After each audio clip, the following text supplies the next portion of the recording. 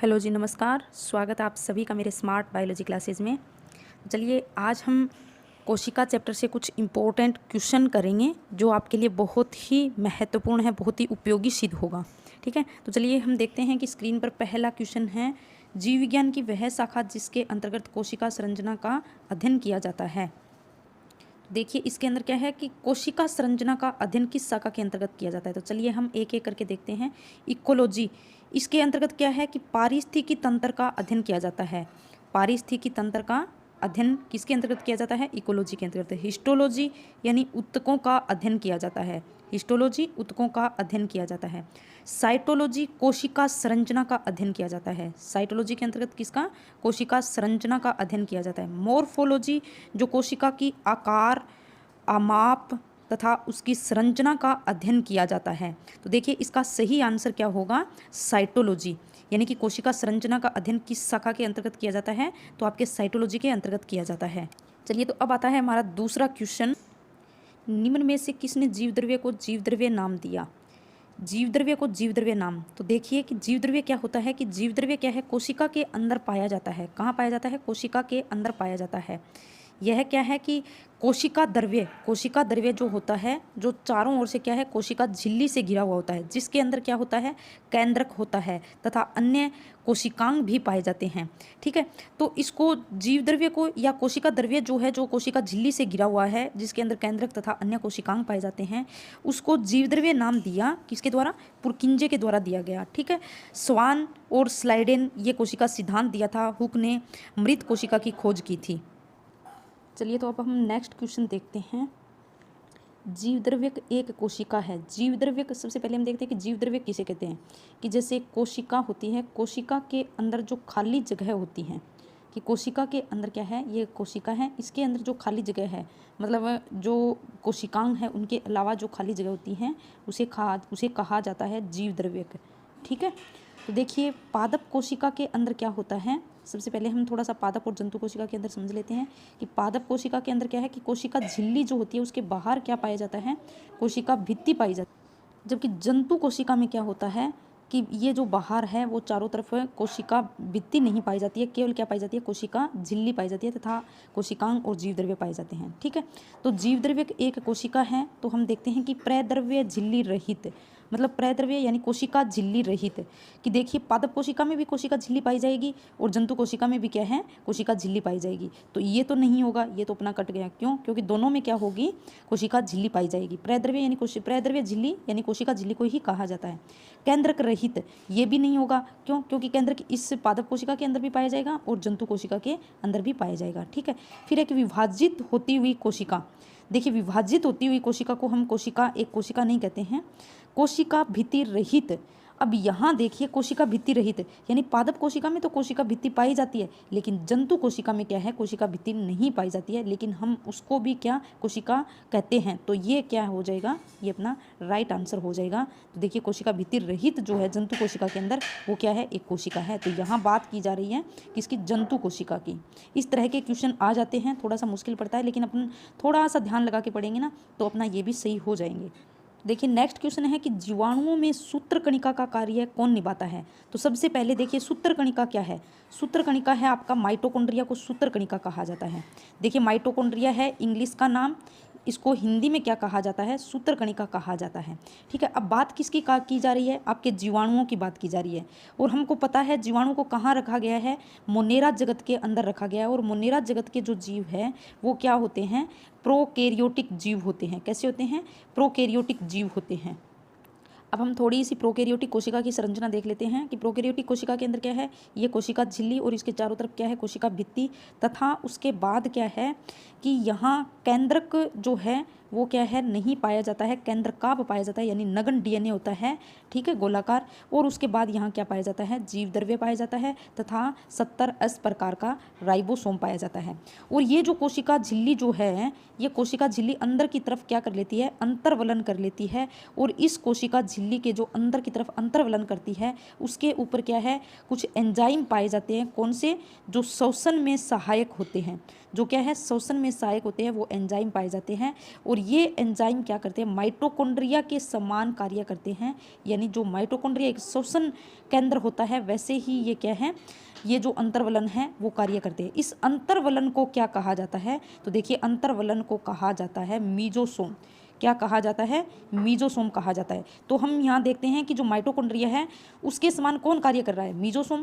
तो यहाँ हम देखेंगे केंद्रकाभ ये भी नहीं होगा, राइबोसोम नहीं होगा, कोशिका भित्ति नहीं होगा, आपका क्या होगा, मीसोसोम। देखिए मीजोसोम कह दो या मीसोसोम कह दो, एक ही बात है, क्योंकि MESO मीजो, इसको अस मीसो भी बोला जाता है और इसको जय भी बोला जाता है, मीजो। ठीक है, तो इसका राइट आंसर होगा मीजोसोम। तो देखिए अब हमारा नेक्स्ट क्वेश्चन आता है, कोशिका सिद्धांत किसने प्रस्तुत किया। तो देखिए कोशिका सिद्धांत किसके द्वारा दिया गया, तो इसके दो वैज्ञानिक है, स्लाइडेन तथा स्वान ने क्या है, कोशिका सिद्धांत दिया। रॉबर्ट हुक ने क्या किया था, रॉबर्ट हुक ने मृत कोशिका की क्या की थी, खोज की थी। ठीक है, फिर आपका जो ल्यूवेन हुक है उसने क्या किया था, जीवित कोशिका की क्या की थी, खोज की थी। ठीक है, तो इस तरह से आप याद रखिए। फिर हम आते हैं नेक्स्ट क्वेश्चन। तो देखिए नेक्स्ट क्वेश्चन क्या है कि ओमनस सेलुला ई सेलुला अर्थात कोशिकाएं पूर्ववर्ती कोशिकाओं से उत्पन्न होती है, यह कथन किसके द्वारा दिया गया। तो देखिए ये इसका क्या अर्थ है कि इससे पहले क्या दिया गया था, कोशिका सिद्धांत दिया गया था, किसके द्वारा, स्लाइडेन तथा स्वान के द्वारा क्या दिया गया था, कोशिका सिद्धांत दिया गया था।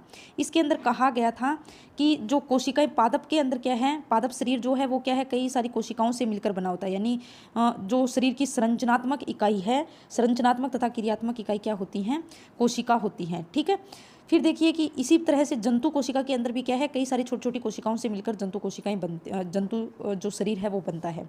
इस तरह से यह सिद्धांत दिया गया था दो वैज्ञानिक किसके द्वारा, एक स्वान तथा एक स्लाइडेन के द्वारा। ठीक है, इन्होंने सिद्धांत तो दे दिया, लेकिन वैज्ञानिकों के द्वारा पूछा गया कि ये जो नई कोशिकाएं बनती है ये किसके द्वारा बनती है, कि ये जरूरी तो नहीं है ना कि एक जो कोशिकाएं हैं वो जीवन भर वही चलती रहेगी, क्योंकि उनकी क्या है, कोशिकाएं मृत भी होती है, तो फिर वो मृत होती है तो नई कोशिकाएं उत्पन्न कैसे होती है। तो ये बात कहने में बताने में असमर्थ रहे कि नई कोशिकाओं का निर्माण किससे होता है। फिर एक वैज्ञानिक आया जिसका नाम है रुडोल्फ विर्चो। कौन, रुडोल्फ विर्चो। इन्होंने क्या किया, इन्होंने कहा कि जो नई कोशिकाएं हैं वो क्या है, पूर्ववर्ती कोशिकाओं के विभाजन से बनती हैं। क्या है, नई कोशिकाएं पूर्ववर्ती कोशिकाओं से उत्पन्न होती है, विभाजन से नहीं कहा इन्होंने, सॉरी, विभाजन से तो एक अलग वैज्ञानिक आया था जिन्होंने कहा था। ठीक है, तो देखिए इन्होंने कहा कि जो नई कोशिका है, ये जैसे नई कोशिका है, इसका निर्माण जो पहले वाली कोशिका है उसी से हुआ है।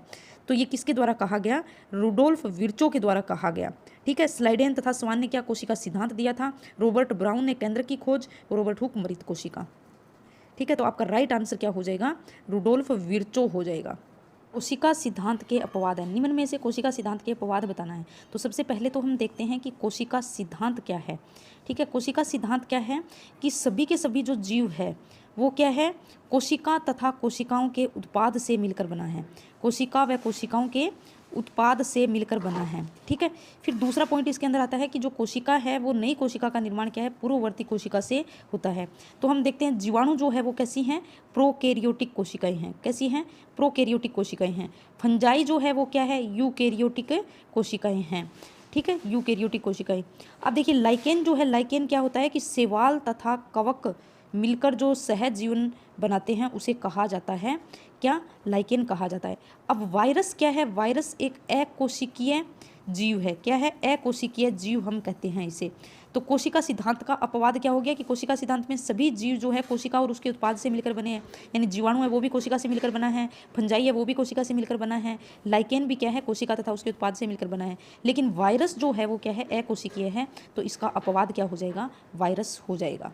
देखिए नेक्स्ट क्वेश्चन देखते हैं कि किसी प्रोकैरियोटिक कोशिका के अनुवांशिक पदार्थ के बारे में क्या सही है। तो देखिए सबसे पहले हम क्या है, प्रोकैरियोटिक कोशिका हम जानते हैं क्या होती हैं कि ये क्या है, कोशिका झिल्ली, इसके चारों तरफ कोशिका भित्ति तथा क्या है, इसके अंदर नगन डीएनए होता है। क्या होता है, नगन डीएनए होता है।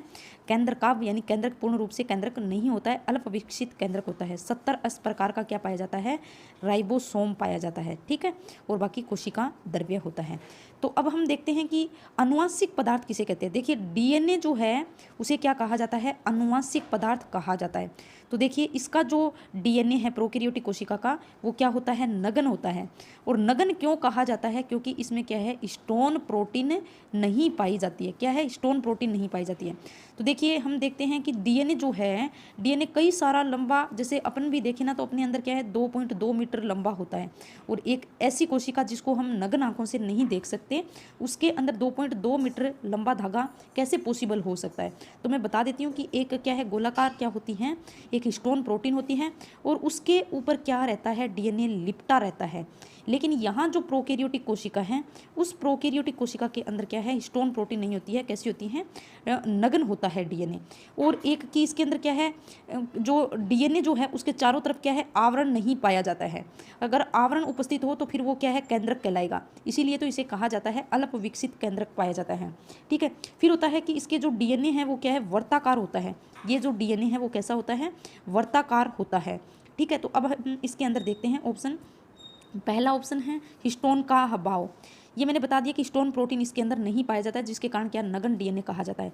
नाभिकीय झिल्ली, नाभिकीय यानी केंद्र की झिल्ली को ही कहा जाता है। तो नाभिकीय झिल्ली यानी ये नहीं पाई जाती हैं। ठीक है, ये भी सही है। एक वर्ताकार डीएनए अणु से बने होते हैं, एकल वर्ताकार। तो देखिए एकल वर्ताकार से ही बना होता है। इसके अंदर क्या है, सभी के सभी ऑप्शन सही है, तो ये होगा उपरोक्त। देखिए निम्नलिखित में से किस भाग को जीवित कहा जाता है। ठीक है, तो हम देखते हैं कि ये कोशिका है। इस कोशिका के अंदर क्या है, कोशिकांग होते हैं और जीव द्रव्य पाया जाता है। ठीक है, तो देखिए कि इसके अंदर केंद्रक होता है और एक क्या होता है, माइटोकॉन्ड्रिया होता है, हरित लवक होता है तथा गोल्जी का एक अंतःपृथ्वी जल के अन्य पदार्थ होते हैं। तो देखिए ये जो केंद्रक है, इस केंद्रक के अंदर क्या होता है, डीएनए होता है। यानी इसको हम नियंत्रण कक्ष भी कहा जाता है। केंद्रक को क्या कहते हैं, नियंत्रण कक्ष। यानी पूरी की पूरे इस कोशिका का मेंटेन कौन करता है, ये केंद्रक करता है। ठीक है, फिर बात आती है कि जो ये आपका माइटोकॉन्ड्रिया है, माइटोकॉन्ड्रिया के अंदर भी क्या है, अपना खुद का डीएनए होता है। क्या होता है, अपने खुद का डीएनए होता है। और ये जो हरित लवक है, उस हरित लवक के अंदर भी क्या है, खुद का डीएनए पाया जाता है। ठीक है, तो इस प्रकार से इन माइटोकॉन्ड्रिया और हरित लवक को क्या कहा जाता है, अर्ध स्वायत्त शासी अंग कहा जाता है। क्यों, क्योंकि आधा नियंत्रण तो किसका होता है, केंद्रक का होता है इन दोनों पर, और आधा खुद का जो डीएनए पाया जाता है इन दोनों का, ये भी अपने खुद पे क्या करते हैं, नियंत्रित करते हैं। ठीक है, तो कुल मिलाकर यदि बात करें तो ये तीने को हम क्या कह सकते हैं, जीवित कोशिकांग कहा जाता है। ठीक है, तो यहाँ देखिए, यहाँ हम यदि बात करें मंडकण, केंद्रिका, जीवद्रव्य और केंद्रक। अब देखिए सोचने वाली बात यहाँ है कि यहाँ जीवद्रव्य आ रहा है। ठीक है, तो जीवद्रव्य के अंदर क्या पाया जा रहा है, ये केंद्रक और आपका हरित लवक और माइटोकॉन्ड्रिया। तो यहाँ ये सही हो जाएगा। यदि यह नहीं होता, इसकी जगह कुछ और होता, राइबोसोम होता, तो हम इस केंद्रक को कहते हैं। ठीक है, यदि यहाँ होता हरित लवक, तो हम हरित लवक को क्या कहते हैं, जीवद्रव्य, जीवित भाग कहते हैं। यदि माइटोकॉन्ड्रिया होता तो माइटोकॉन्ड्रिया को जीवित भाग कहते हैं। देखिए फिर नेक्स्ट क्वेश्चन आता है, प्रोकैरियोटिक और यूकैरियोटिक के अनुवांशिक तंत्र। तो देखिए प्रोकैरियोटिक और यूकैरियोटिक कोशिका के अंदर भी अनुवांशिक तंत्र में अंतर पूछा। जैसे एक ये क्या है, प्रोकैरियोटिक कोशिका, और ये आपकी यूकैरियोटिक कोशिका। ठीक है, तो इसके अंदर जो पाया जाने वाला जो अनुवांशिक पदार्थ है, उसके अंदर अपन को देखना है कि अंतर क्या है। ठीक है, तो ऑप्शन देखते हैं। एक जैसे होते हैं और केंद्रकों में बंद होते हैं, तो ये तो नहीं होगा। क्यों, क्योंकि दोनों में अलग अलग होते हैं। एक जैसे नहीं होते हैं परंतु दोनों केंद्रकों में होते हैं। एक जैसे नहीं होते हैं, केंद्रकों में। देखिए तो प्रोकैरियोटिक कोशिका के अंदर हमने क्या कहा कि केंद्रक झिल्ली नहीं होती, यानी हम केंद्रक को या तो अनुपस्थित मानते हैं या फिर अल्प विकसित मानते हैं। तो दोनों केंद्रकों में नहीं होता, ये भी गलत। अब देखिए केवल एक लक्षण में भिन्न होते हैं। प्रोकैरियोटिक तंत्र में हिस्टोन अनुपस्थित होते हैं, जो यूकैरियोटिक तंत्र में सदैव उपस्थित रहते हैं। ठीक है, तो ये क्या कह रहा है कि प्रोकैरियोटिक तंत्र में जो डीएनए पाया जाता है उसके अंदर हिस्टोन नहीं होती है। ठीक है, हाँ ये बात सही है, क्योंकि हिस्टोन इसमें नहीं पाई जाती है। जबकि यूकैरियोटिक में क्या होता है कि हिस्टोन पाई जाती है। ठीक है, तो इसका राइट आंसर हो जाएगा ये थर्ड वाला। ठीक है, और नीचे फोर्थ भी अपन देख लेते हैं, अनेक लक्षणों में भिन्नता दर्शाते हैं। ठीक है, अब अपन देख के क्या सोचते हैं कि यहाँ अनुवांशिक तंत्र तो नहीं देख पाते, लेकिन हम सोचते हैं कि प्रोकैरियोटिक और यूकैरियोटिक कोशिका के अंदर अंतर तो कई सारे होते हैं, क्योंकि इसके अंदर कोशिका भित्ति नहीं पाई जाती। जैसे जंतु कोशिका में क्या है, कोशिका भित्ति नहीं होती है, और पादप कोशिका में कोशिका भित्ति होती है। या फिर हम देखते हैं कि राइबोसोम प्रोकैरियोटिक में 70 प्रकार का, यूकैरियोटिक में 80 प्रकार का। ये चीज़ हम सोचकर इसको हम राइट कर देते हैं। जबकि ये गलत है। क्यों? क्योंकि ये यहाँ दे रखा है सिर्फ अनुवांशिक तंत्र, और अनुवांशिक तंत्र किससे संबंधित होता है? केंद्रक के अंदर जो पाया जाता है, कौन? डीएनए। डीएनए तथा आरएनए को हम क्या कहते हैं? अनुवांशिक पदार्थ कहते हैं। तो उन्हीं की ये बात कर रहा है। देखिए नेक्स्ट क्वेश्चन आता है कि दोहरे सूत्र वाले वर्ताकार, निम्न में से दोहरे सूत्र वाले वर्ताकार एवं नगन डीएनए के स्व प्रतिकृतिकरण करने वाले बाह्य गुणसूत्रीय खंड होते हैं जो जीवाणु कोशिका में क्या होते हैं? उपस्थित होते हैं। ठीक है, तो देखिए ये किसकी बात कर रहा है? सबसे पहले तो हम देखते हैं जीवाणु कोशिका की बात कर रहा है। ठीक है ना, यानी कि जीवाणु कोशिका की बात कर रहा है, यानी प्रोकैरियोटिक कोशिका की क्या कर रहा है? बात कर रहा है। ठीक है, तो प्रोकैरियोटिक कोशिका के अंदर हमको पता है कि एक तो क्या होता है? नगन डीएनए होता है, और कैसा होता है? एकल सूत्रीय डीएनए होता है जो हिस्टोन प्रोटीन अनुपस्थित होती है जिसमें। ठीक है, और एक क्या होता है कि इसके अंदर क्या है? दोहरे सूत्र वाले। ठीक है, कि दोहरे सूत्र वाले कैसे? दोहरे सूत्र वाला कौन पाया जाता है? डीएनए पाया जाता है। ठीक है, जो क्या करता है? अपनी रेप्लिकेशन यानी अपनी फोटोकॉपी करता है। क्या करता है? रेप्लिकेशन करता है। ठीक है, रेप्लिकेशन करता है। ठीक है, तो ये जो दोहरे सूत्र वाले और कैसा किस तरह का है? वर्ताकार है। ठीक है, वर्ताकार डीएनए है, इसमें भी क्या है? हिस्टोन प्रोटीन नहीं पाई जाती हैं। ठीक है, तो अब हम देखते हैं कि यहाँ क्या बात कर रहा है कि जीवाणु कोशिका की बात कर रहा है जिसके अंदर दोहरे सूत्र वाले वर्ताकार एवं नगन डीएनए के स्व प्रतिकृतिकरण करने वाले बाह्य गुणसूत्रीय खंड, ठीक है, होते हैं जो जीवाणु में उपस्थित होते हैं। तो निम्न में से कौन से हैं? तो हम देखते हैं कि देखिए ये जो दोहरे सूत्र वाले हैं इसको कहा जाता है, क्या कहा जाता है? प्लाज्मिड कहा जाता है। याद रखना, जो प्रोकैरियोटिक कोशिका है उसके अंदर क्या है? दो प्रकार के डीएनए पाए जाते हैं। एक एकल वर्ताकार डीएनए होता है, नगन डीएनए होता है, जिसे हम क्या कहते हैं? मुख्य आनुवंशिक पदार्थ कहा जाता है। ठीक है, और इस प्लाज्मिड को कहा जाता है अतिरिक्त आनुवंशिक पदार्थ। क्या कहा जाता है? अतिरिक्त आनुवंशिक पदार्थ। ठीक है, तो जो क्या होता है? दोहरे सूत्र वाले होते हैं, एकल सूत्र वाला नहीं, दोहरे सूत्र वाला होता है, और वर्ताकार होता है, और कैसा होता है? नगन होता है, जो क्या करता है? रेप्लिकेशन करता है, यानी अपनी फोटोकॉपी करता है। ठीक है, तो ये किसकी बात कर रहा है? यहाँ प्लाज्मिड की बात कर रहा है। ठीक है, फिर हम नेक्स्ट क्वेश्चन आता है कि राइबोसोम के संबंध में निम्न में से कौन सा विकल्प सही नहीं है? जो सही नहीं है वो देखना है। तो देखिए राइबोसोम झिल्ली अनावेशित, यानी अनावेशित का अर्थ है कि झिल्ली विहीन होता है। देखिए दो इकाई होती है राइबोसोम की, एक बड़ी तथा एक छोटी इकाई होती है। ठीक है, यह इसके अंदर क्या है? यह राइबोसोम क्या है? किससे भरा रहता है? प्रोटीन से भरा रहता है। ठीक है, इसके चारों तरफ आवरण नहीं होता है, यानी कैसा होता है? झिल्ली विहीन होता है। कैसा होता है? झिल्ली विहीन होता है। ठीक है, फिर आता है नेक्स्ट कि कोशिका द्रव्य एवं RER पर उपस्थित, RER यानी अंतःपरद्रवी जालिका। तो देखिए सबसे पहले हम बात कर लेते हैं कि कोशिका के अंदर राइबोसोम है वो कहाँ कहाँ उपस्थित होता है। एक तो इसके कोशिका द्रव्य के अंदर उपस्थित होता है। ठीक है, फिर यदि हम देखें तो जो कोशिका द्रव्य में उपस्थित होता है, और जो केंद्र के चारों तरफ क्या पाई जाती हैं? अंतःपरद्रवी जालिकाएं पाई जाती हैं, इसके ऊपर पाया जाता है। जिस अंतःपरद्रवी जालिका पर राइबोसोम पाए जाते हैं उसे हम कहते हैं खुरदरी अंतःपरद्रवी जालिका। ठीक है, तो ये कोशिका द्रव्य और अंतःपरद्रवी जालिका दोनों में पाया जाता है। फिर यदि हम बात करें कि जो आपका क्लोरोप्लास्ट यानी हरित लवक में भी पाया जाता है। और फिर आपका माइटोकॉन्ड्रिया है, माइटोकॉन्ड्रिया के अंदर भी क्या है? इसकी जो आंतरिक झिल्ली है उस पर भी क्या पाए जाते हैं? राइबोसोम पाए जाते हैं। ठीक है, और राइबोसोम का यदि कार्य देखें तो ये क्या करता है? प्रोटीन संश्लेषण करता है। क्या करता है? प्रोटीन संश्लेषण, यानी प्रोटीन का क्या करता है? निर्माण करता है। ठीक है, तो अब हम देखते हैं ऑप्शन कि झिल्ली विहीन होता है, कोशिका द्रव्य एवं RER पर उपस्थित होता है। हाँ, कोशिका द्रव्य और अंतःपरद्रवी जालिका दोनों में पाया जाता है। हरित लवक और माइटोकॉन्ड्रिया में क्या होता है? अनुपस्थित है। जबकि क्या है? माइटोकॉन्ड्रिया तथा हरित लवक दोनों की झिल्लियों पर क्या है? राइबोसोम पाया जाता है। ठीक है, प्रोटीन संश्लेषण में भाग लेते हैं, तो राइबोसोम क्या है? प्रोटीन संश्लेषण में भाग लेते हैं। तो अपन को क्या देखना है? नहीं वाला। तो क्लोरोप्लास्ट और माइटोकॉन्ड्रिया में क्या होता है? उपस्थित होता है, इसलिए ये ऑप्शन क्या हो जाएगा? यहाँ राइट, यानी यह इस राइबोसोम के लिए सही नहीं है। नेक्स्ट क्वेश्चन आता है कि राइबोसोम का निर्माण कहाँ होता है, यानी अपन को देखना है कि राइबोसोम का निर्माण कहाँ होता है। एक कोशिका के अंदर यदि हम बात करें कि क्या पाई जाती है? केंद्रिका पाई जाती है। क्या? कि एक केंद्रिका पाई जाती है केंद्र के अंदर। ठीक है, और ये केंद्रिका क्या होती है? इस केंद्रिका के अंदर क्या होता है? आपका प्रोटीन होता है। क्या पाया जाता है? प्रोटीन तथा आपका RNA पाया जाता है। यानी प्रोटीन की फैक्ट्री की यदि बात करें तो किसे कहा जाता है? आपके राइबोसोम को प्रोटीन की फैक्ट्री कहा जाता है। जिस तरह से हम तुलना करते हैं कि किस तरह से कि एक ये किसकी दुकान है, ये इलेक्ट्रॉनिक सामान की या कंप्यूटर की दुकान है, ठीक है। तो इसके अंदर क्या है, सीपीयू अलग रखा जाएगा, वो जो कीबोर्ड है वो अलग होगा, जो मॉनिटर है वो अलग रखा जाएगा। फिर वो दुकानदार क्या करता है, इन सभी को जोड़कर क्या है, जो खरीदार होते हैं, जो ग्राहक होते हैं, उनको देता है। वैसे ही इस केंद्रिका के अंदर क्या भरा पड़ा रहता है, प्रोटीन आरएनए भरा पड़ा रहता है। जैसे ही कोशिका को किसकी जरूरत होती है, आपके राइबोसोम की जरूरत होती है, तो प्रोटीन तथा राइबोसोम को जोड़कर क्या है, यह है कोशिका को उपलब्ध करवाता है। तो राइबोसोम का निर्माण की यदि बात करें तो कहाँ होता है, इस केंद्रिका के अंदर होता है।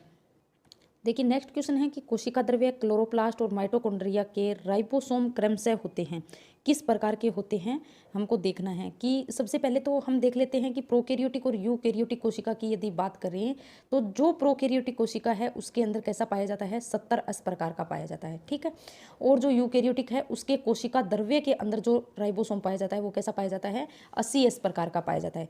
फिर हमको पता है कि राइबोसोम हमने पिछले क्वेश्चन के अंदर देखा कि कहाँ पाया जाता है, एक तो माइटोकॉन्ड्रिया के अंदर पाया जाता है और आपका कहाँ पाया जाता है, हरित लवक के अंदर भी पाया जाता है, राइबोसोम पाया जाता है। तो अब अपन को देखना है कि जो कोशिका द्रव्य है उस कोशिका द्रव्य के अंदर तथा माइटोकॉन्ड्रिया तथा हरित लवक इन तीनों के अंदर किस प्रकार का पाया जाता है, एक 70 प्रकार का, एक आपका 80 प्रकार का, यानी 2 प्रकार के क्या होते हैं, राइबोसोम होते हैं। तो याद रखना कि जो कोशिका द्रव्य है, कोशिका द्रव्य के अंदर कैसा पाया जाता है, आपका 80 प्रकार का क्या पाया जाता है, राइबोसोम पाया जाता है। जबकि माइटोकॉन्ड्रिया तथा हरित लवक दोनों के अंदर कैसा पाया जाता है, आपका 70 प्रकार का पाया जाता है। ये है यूकैरियोटिक। जबकि प्रोकैरियोटिक कोशिका में क्या है, माइटोकॉन्ड्रिया तथा हरित लवक, ये जो दोहरी झिल्ली युक्त कोशिकाएं हैं ये नहीं पाए जाते हैं, ठीक है। तो अब हम देखते हैं कि कोशिका द्रव्य के अंदर कैसा 80 प्रकार का, क्लोरोप्लास्ट के अंदर 70 प्रकार का, माइटोकॉन्ड्रिया के अंदर भी 70 प्रकार का। देखिए यहाँ क्या दे रखा है, 80 यहाँ 70, तो ये तो क्या है, गलत हो जाएगा। फिर दूसरे ऑप्शन में देखिए कि 80 प्रकार का, यानी कोशिका द्रव्य में, और 70 क्लोरोप्लास्ट में, और 70 माइटोकॉन्ड्रिया में। तो आपका ये आंसर क्या है, राइट हो जाएगा। नेक्स्ट क्वेश्चन है हमारा, राइबोसोम बने होते हैं। तो देखिए राइबोसोम किसके बने होते हैं, ये हमने पिछले क्वेश्चन में भी बात कर ली थी कि राइबोसोम किसका भंडार होता है, इसके अंदर आरएनए तथा प्रोटीन पाया जाता है। क्या पाया जाता है, आरएनए तथा प्रोटीन पाया जाता है। और एक याद रखना मोस्ट इंपॉर्टेंट है कि यह क्या है, झिल्ली विहीन कोशिकांग होता है। क्या है, झिल्ली विहीन कोशिकांग होता है, यानी इसके चारों तरफ क्या है, झिल्ली नहीं पाई जाती है। जैसे हम यदि बात करें कि एक बाजरे का ढेर होता है, ठीक है, जिस तरह से एक बाजरे का ढेर रहता है जिसमें बाजरा ही बाजरा रहता है, ऊपर से अपन कवर नहीं किए, वैसे ही ये क्या है, एक ढेर जैसा, यानी आरएनए और प्रोटीन के ढेर जैसा पाया जाता है। तो इसमें ऑप्शन कौन सा सही हो जाएगा, आरएनए व प्रोटीन का बना होता है। तो देखिए नेक्स्ट क्वेश्चन आता है कि राइबोसोम हेतु जो सत्य नहीं है वह चुने, यानी निम्न में से सत्य कौन सा नहीं है। तो राइबोसोम के बारे में हमको असत्य कथन सुनना है। तो देखिए 2 उप इकाइयों से बने होते हैं। राइबोसोम क्या है, 2 उप इकाइयों से बने होते हैं। ये हम जानते हैं कि जैसे 70 है वो क्या है, आपका 50 और 30 इकाई का बना होता है। जबकि 80 प्रकार का है ना, वो क्या है, आपका 60 और आपकी 40 2 उप इकाइयों से बना होता है, ठीक है। तो ये तो सही हो गया कि जैसे 2 उप इकाइयों से बने होते हैं, तो ये तो अपना असत्य नहीं होता है। अपन को क्या देखना है, असत्य देखना है। फिर देखिए पॉलीसोम बनाते हैं। पॉलीसोम की यदि बात करें तो जो राइबोसोम जो है वो जब क्या है, एक इस तरह से ये एक लंबी चेन किसकी है, ये mRNA की है। क्या है, ये mRNA की। और अब इन mRNA पर क्या है, इस तरह से आकर क्या जुड़ जाते हैं, राइबोसोम जुड़ जाते हैं। इस तरह से क्या जुड़ जाते हैं, राइबोसोम जुड़ जाते हैं। जब mRNA से क्या जुड़ जाता है, राइबोसोम जुड़ जाता है, तो ऐसी संरचना को क्या कहा जाता है, पॉलीसोम कहा जाता है, ठीक है। तो ये भी सत्य है, तो ये तो अपना ऑप्शन नहीं हुआ। फिर आता है mRNA से संलग्न हो सकते हैं। तो ये देखिए जो पॉलीसोम बनाते हैं वो किससे, mRNA से राइबोसोम जुड़कर बनाते हैं, तो ये भी सत्य है। प्रोटीन संश्लेषण में कोई भूमिका नहीं होती। तो देखिए राइबोसोम हैं वो क्या, प्रोटीन संश्लेषण में भाग लेते हैं। तो अपना ये क्या हो गया, असत्य, यानी ऑप्शन राइट कौन सा हो गया, 4th नंबर। चलिए अब हम आते हैं नेक्स्ट क्वेश्चन पे। निम्न में से कौन सा लक्षण प्रोकैरियोट्स वह अनेक यूकैरियोट्स में समान होता है। यहाँ क्या दे रखा है, अनेक यूकैरियोट्स में, ठीक है, यानी सभी यूकैरियोट्स में नहीं। तो देखिए क्रोमेटिन पदार्थ। तो अब हम बात करते हैं कि प्रोकैरियोटिक कोशिका तथा यूकैरियोटिक कोशिका का जो क्रोमेटिन पदार्थ है वो किस तरह का होता है। क्रोमेटिन यानी किसको कहा जाता है, गुणसूत्र। और गुणसूत्र किसके बने होते हैं, डीएनए के बने होते हैं। तो देखिए हमको पता है कि प्रोकैरियोटिक और यूकैरियोटिक दोनों के डीएनए में अंतर है। प्रोकैरियोटिक का जो डीएनए पाया जाता है उसके अंदर क्या है, हिस्टोन प्रोटीन नहीं होती है। क्या, हिस्टोन प्रोटीन नहीं होती है, जबकि यूकैरियोटिक में होती है। तो ये अंतर तो समान नहीं है। कोशिका भित्ति उपस्थित है, ठीक है, यानी एक बार ये छोड़िए, फिर हम नेक्स्ट देखते हैं कि आगे का केंद्रक झिल्ली उपस्थित है। तो हमको पता है कि प्रोकैरियोटिक के अंदर क्या है, केंद्रक जो झिल्ली होती है, इस तरह से कोशिका के अंदर केंद्रक झिल्ली नहीं पाई जाती है, जिसके कारण क्या है, इसमें केंद्रक अनुपस्थित माना जाता है। यूकैरियोटिक में केंद्रक झिल्ली पाई जाती है। तो ये भी समान नहीं हुआ। फिर हम देखते हैं झिल्ली आबद्ध उपकोशिकीय अंगक उपस्थित है, यानी झिल्ली युक्त जो कोशिकांग है वो क्या है, एक प्रोकैरियोटिक के अंदर नहीं पाए जाते हैं, जबकि यूकैरियोटिक में पाए जाते हैं। तो ये तो समान नहीं हुआ। तो अब देखिए कोशिका भित्ति के अंदर यदि देखें, देखिए प्रोकैरियोटिक कोशिका के अंदर क्या आता है, जीवाणु आता है, जिसके अंदर क्या पाई जाती है, कोशिका भित्ति पाई जाती है। और एक तीसरी लेयर भी पाई जाती है जिसे क्या कहते हैं, ग्लाइकोकैलिक्स कहते हैं, जो क्या होती है, संक्रमणशील होती हैं। याद रखना, जीवाणु के अंदर 3 लेयर होती है, सबसे बाहरी ग्लाइकोकैलिक्स, फिर क्या होती है कोशिका भित्ति, और सबसे अंदर क्या पाई जाती है, कोशिका झिल्ली, ठीक है। और यूकैरियोटिक की जो पादप कोशिका है उसके अंदर क्या पाई जाती है, कोशिका भित्ति, यानी कोशिका भित्ति प्रोकैरियोटिक में भी पाई जाती है और यूकैरियोटिक में भी पाई जाती है। सभी यूकैरियोटिक में नहीं, जो पादप जो कोशिका है उसके अंदर पाई जाती है। तो यहाँ दे रखा है अनेक यूकैरियोट्स, ठीक है। तो राइट आंसर क्या हो जाएगा, कोशिका भित्ति की जो उपस्थिति है वो समानता दर्शाती है। देखिए नेक्स्ट क्वेश्चन आता है कि किसी जीवाणु की कोशिका की ग्लाइकोकैलिक्स, एक जिसे म्यूसिलेज आवरण भी कहा जाता है, किसको, ग्लाइकोकैलिक्स को, ठीक है। तो एक ढीले आवरण के रूप में हो सकती है, क्या है, ढीले आवरण के रूप में हो सकती है जिसे खालिस्तान कहते हैं, अथवा यह मोटी व दृढ़ हो सकती है जिसे खालिस्तान कहते हैं। तो देखिए यह एक इस तरह से ये क्या होती है, एक जीवाणु कोशिका है, ठीक है। इस जीवाणु कोशिका के अंदर क्या है कि सबसे अंदर की तरफ क्या होती है, कोशिका झिल्ली, फिर उसके बाद क्या होती पाई जाती है, कोशिका भित्ति पाई जाती है। और इस कोशिका भित्ति के चारों तरफ क्या पाई जाती है, ग्लाइकोकैलिक्स पाई जाती है। क्या पाई जाती है, ग्लाइकोकैलिक्स पाई जाती हैं, ठीक है। यह जो ग्लाइकोकैलिक्स होती है यह 2 प्रकार की होती है। क्या है, यह 2 प्रकार की होती है। एक तो क्या होती है कि मुलायम होती हैं, और एक क्या होती है, कठोर होती है, यानी एक ढीली बंधी हुई कोशिकाओं से और एक जो पास पास सटी हुई कोशिकाओं से जो क्या होती है, कठोर होती है।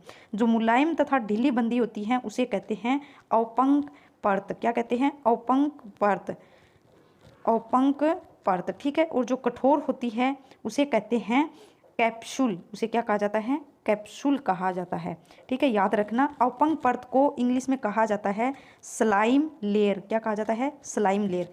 तो यहाँ हमको क्या देखना है कि जो ढीले आवरण के रूप में कौन होती है, ढीले आवरण के रूप में होती है आपकी स्लाइम लेयर, ठीक है। और मोटी तथा दृढ़ कौन सी होती है, कैप्सूल होती है, ठीक है। तो राइट आंसर देखिए, पहले ढीले आवरण से बनती है तो पहले अपन को क्या देखना है, स्लाइम लेयर, तथा जो दृढ़ देखनी है वो क्या है, कैप्सूल, यानी इसका राइट आंसर हो जाएगा स्लाइम लेयर तथा कैप्सूल।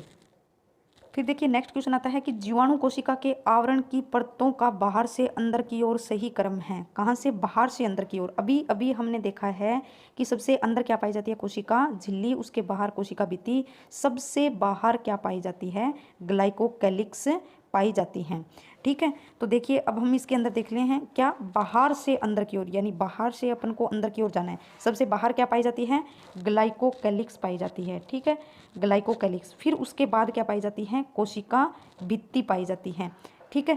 फिर उसके बाद क्या पाई जाती है, हमारी कोशिका झिल्ली पाई जाती है, ठीक है। तो अब हम देखते हैं कि सबसे पहले क्या है, ग्लाइकोकैलिक्स होनी चाहिए, यानी पहला ये ऑप्शन है 1 नंबर, ये गलत है, ये नहीं है। फिर दूसरा ये है आपका, ये भी नहीं है। तीसरा आता है ये, और चौथा आता है ऑप्शन ये, ठीक है। तो तीसरे ऑप्शन में देखिए सबसे पहले क्या दे रखा है, ग्लाइकोकैलिक्स, जो सबसे बाहर क्या पाई जाती है, ग्लाइकोकैलिक्स। फिर क्या दे रखा है, कोशिका भित्ति, यानी कोशिका भित्ति, फिर कोशिका झिल्ली। तो राइट आंसर क्या हो जाएगा, 3 नंबर।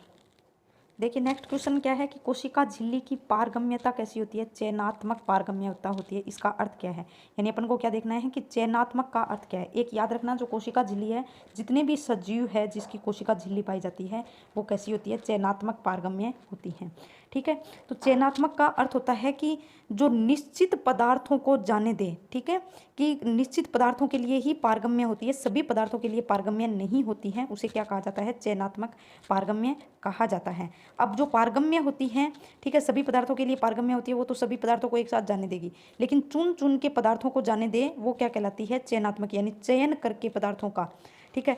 तो ऐसी झिल्ली को क्या कहेंगे, चयनात्मक। एक आती है अर्ध पारगम्य। अर्ध पारगम्य झिल्ली का क्या अर्थ होता है कि जो जल के अणुओं के लिए तो क्या होती है, जल के अणुओं के लिए पारगम्य, बाकी पदार्थों के लिए पारगम्य नहीं होती है। ठीक है, तो हमको क्या देखना है, चयनात्मक। तो चयनात्मक का अर्थ है कि निश्चित पदार्थों को जाने देती है। देखिए, सभी पदार्थों को पार होने देती है, नहीं। केवल जल को पार होने देती है, नहीं, क्योंकि ये अर्धपारगम्य झिल्ली होती है। केवल निश्चित पदार्थों को पार होने देती है, तो ये होगा राइट आंसर। ठीक है, और आज के लिए इतना ही। बाकी हम नेक्स्ट लेक्चर के अंदर भी इस तरह से क्वेश्चन लेके आएंगे, और यदि आपको अच्छी लगी आज की क्लास तो मेरे को ज़रूर कमेंट में लिख के बताना, फिर मैं आपको क्या है इसी तरह से कुछ अच्छे क्वेश्चन लेके आऊँ। और आज अपन ने जो ये देखे हैं, ये क्वेश्चन बहुत ही अच्छे हैं, एग्जाम के पॉइंट ऑफ व्यू से बहुत ही इम्पोर्टेंट है।